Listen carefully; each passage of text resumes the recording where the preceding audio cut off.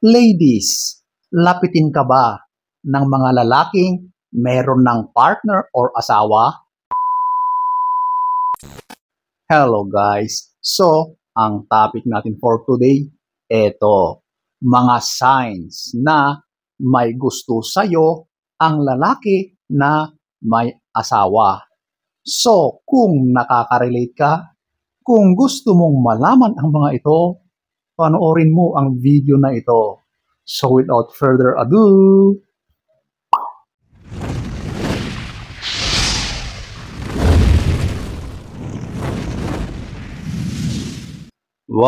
disclaimer muna tayo. Hindi ko ina-advise na pumasok kayo sa isang bawal na relasyon. Piliin pa rin natin kung ano yung mabuti. So, eto, ating aalamin ang mga signs na may gusto sa'yo ang lalaking may partner na. So, at number 1, eto, yung lagi-lagi kang pinupuri.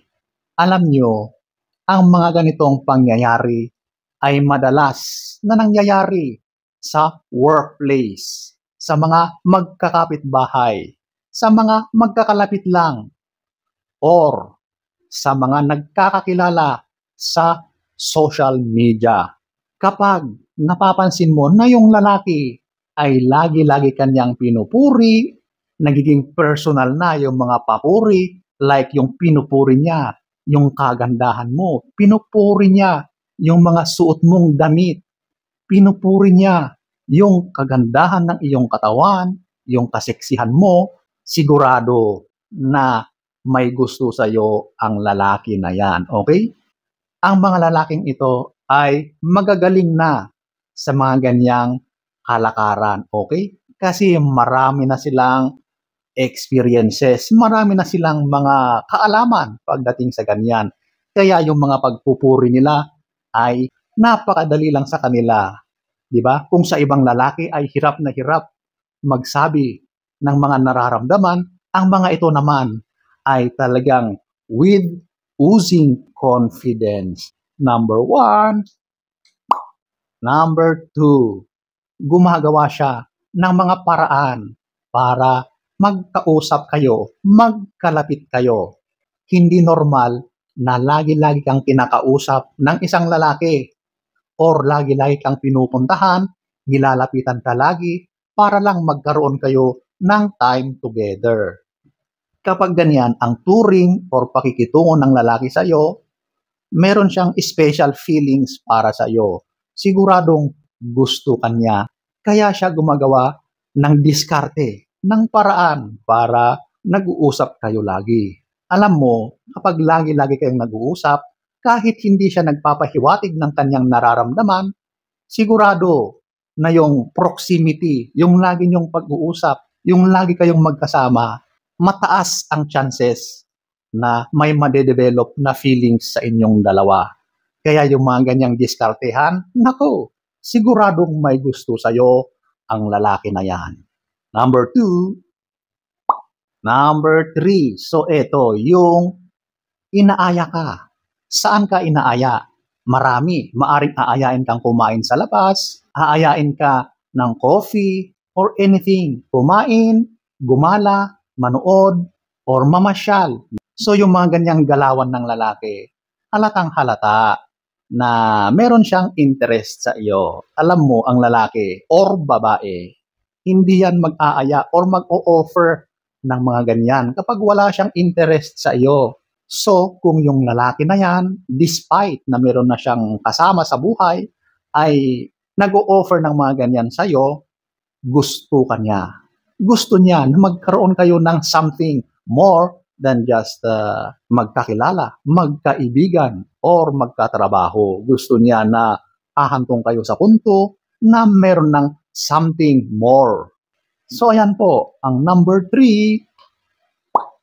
Number 4, eto, yung nag-o-open up siya sa iyo, lalong-lalo na sa buhay niya bilang may asawa na. So, ito madalas ang nangyayari sa ganyan.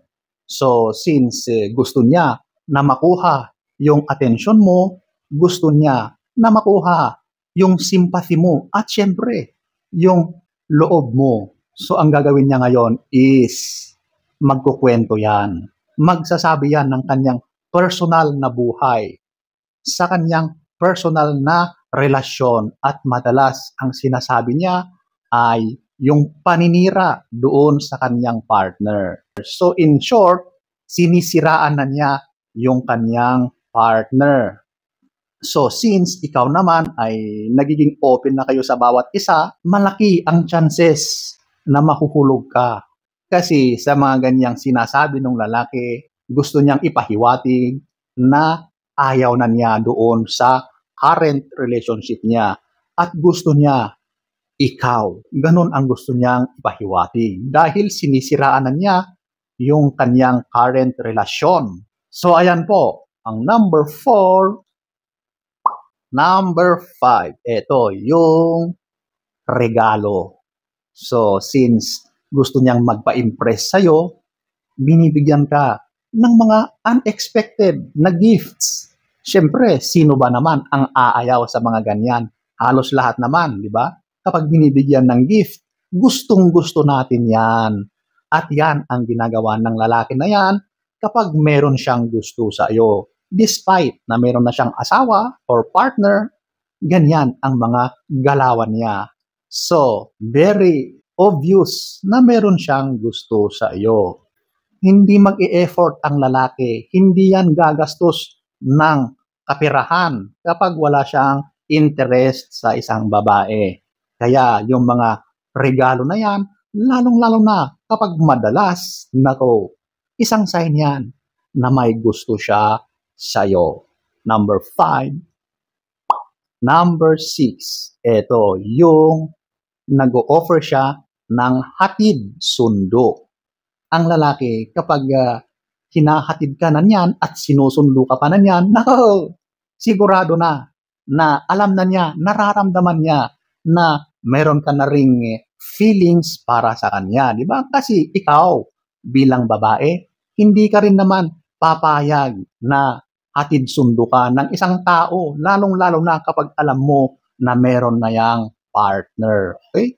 So kapag humantong na sa mga ganyang sitwasyon, hatid sundo, meron na kayong ugnayan. May namumuuna sa inyong dalawa. Okay? So ayan po, ang number 6.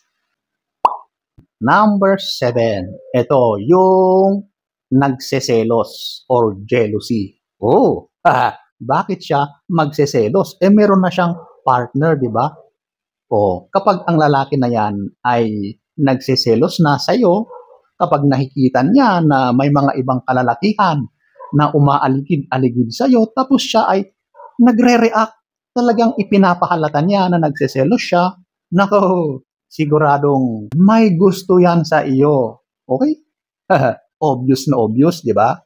Ang pagseselos kasi, ibig sabihin, meron kang gusto sa isang tao, kaya ka nagseselos.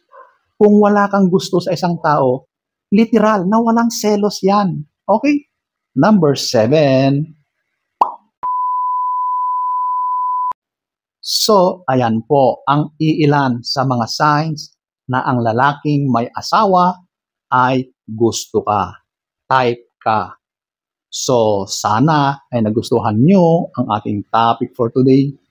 Next story time. Don't forget to subscribe